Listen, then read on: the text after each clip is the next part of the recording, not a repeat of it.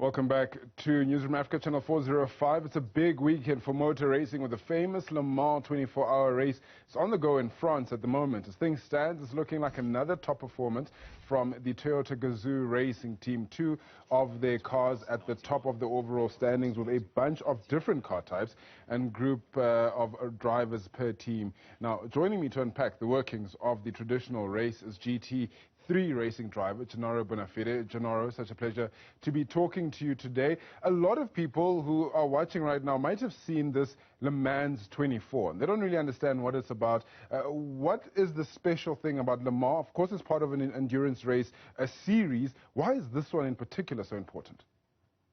Yeah, morning. It's basically the crown jewel of motor racing, endurance racing. 24 hours non-stop around the clock, and basically a whole bunch of cars, different classes, and 3 drivers per car. So between you and your 2 teammates in one car, you have to go through all the trials and tribulations of racing non-stop, flat out for 24 hours at an incredibly famous racetrack in France. It's littered with heritage, and it is the crown jewel of all endurance racing. I mean, it absolutely is, and the racetrack is incredibly famous, over 18 kilometers long, so it's not an easy feat. Even though it is 3 racing drivers, how do they work it out? To be racing for 24 hours is quite a task.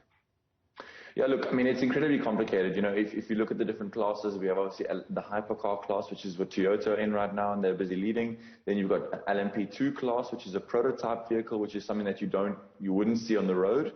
And then you've got the GTE classes, and the GTE classes are based on sports cars, so your Ferraris, Porsches, Corvettes, etc. Those you would see, on the road, but obviously heavily, purpose-built for racing. But as 3 drivers, the interesting thing here is always about strategy. As a driver, you're in the car for up to 3 hours at any time, through the night, coming in for pit stops for fuel and tires, and you stay in the car for up to 3 hours. And it just comes down to strategy at the end of the day. The engineers and the teams are extremely clever in terms of how they plan everything. You get a thing called a run plan.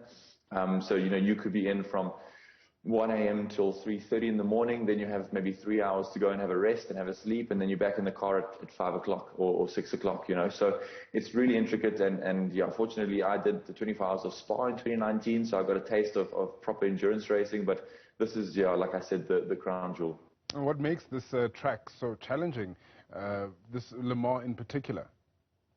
So I think that the most challenging thing about Le Mans is the different classes. Because you've got the 3 different performance classes in the race, you could be in a GTE amateur class, and all of a sudden the Toyota hypercar comes flying past you at 340 k's an hour, but you're doing 300 k's an hour. So that's what Le Mans is so hectically known for, is because it's just so interrupted, and there's all sorts of things going on. You have big crashes normally between the faster cars and the slower cars.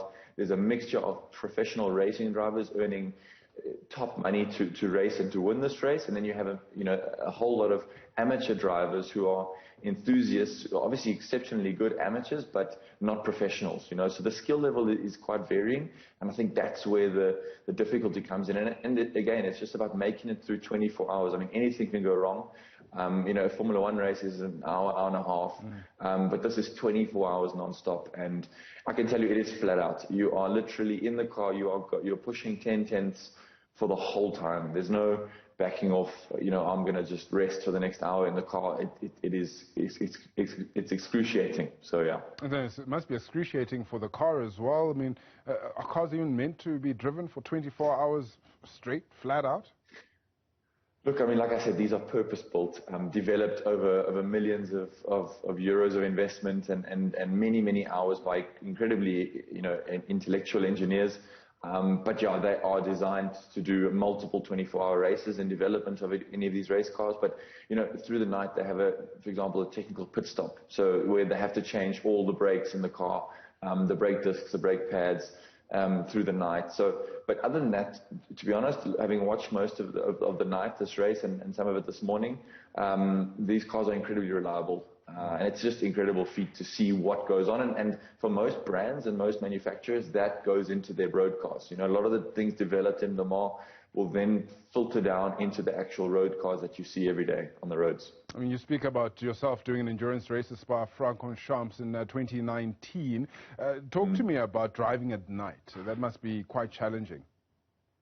It is something special, you know. It's obviously these race cars do have special lights fitted to them, but they're not that much better than your normal high beam on a road car. And if you can imagine, when I was at Spa, you know, Spa is an incredible racetrack through the forests of Belgium, and at night it's something special. You know, you get into this zone because all you can see is what the lights show you. I mean, anybody who's driven at night in pitch darkness with your lights on, all you can see is literally what's ahead of you. So it becomes this kind of tunnel vision.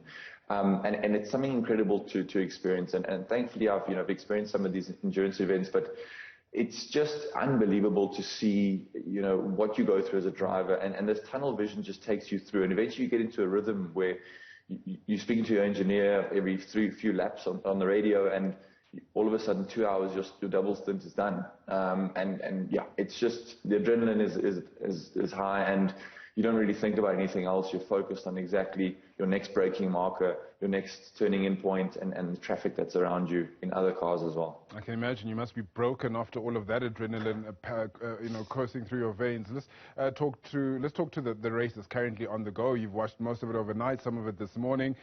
You know, we've seen Toyota Gazoo dominate over the last 3 years, ever since Fernando Alonso, I believe, was in one of the cars. How's it looking for them this year around? Will they defend the title? Yeah, look, I think so. Look, in 2021, there's a new class called the hypercar class, which was kind of a development from the old LMP1. So obviously Toyota have incredible experience in the class. Their car this year is a variant of what they've had for the last few years. But I think it's the exciting time now for Le Mans, because with this new hypercar class, a whole bunch of manufacturers are joining in next year. So this is the first year of hypercar, and Toyota have it waxed. I mean, as an operation, they are slick, they're experienced, they know exactly what they're doing. Their drivers are of the top drivers in the world. As you said, Fernando Alonso was in their team before. So that's the thing. When you look at the driver lineups in Le Mans, it's the best of the best. It's the who's of the who's, and that's what makes it so special. So yeah, I think for this race, you know, obviously for Toyota, reliability is everything. And I think for them, they just need to finish the race. They are a bit ahead of the Alpine and the Glickenhaus in their class. But yeah, those cars just look incredible. If you watch on TV, they look special, and they are exceptionally fast. And yeah, the engineering that goes beyond is incredible. It really is incredible. Thank you so much for your time this morning, Gennaro Bonafede. I really appreciate that. He's keeping an eye on what is happening at Le Mans 24-hour endurance race. It's happening in France at the moment. Imagine having to race for 24 hours. I mean, it's about 8 hours per driver in the car, but racing at full tilt, that must be quite a feat. Those are some of the live visuals there with all the different classes of cars as well.